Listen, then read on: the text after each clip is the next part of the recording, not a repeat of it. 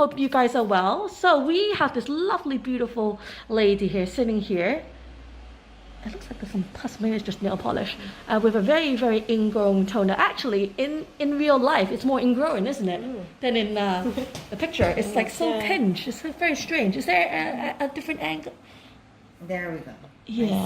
Yeah, it's very...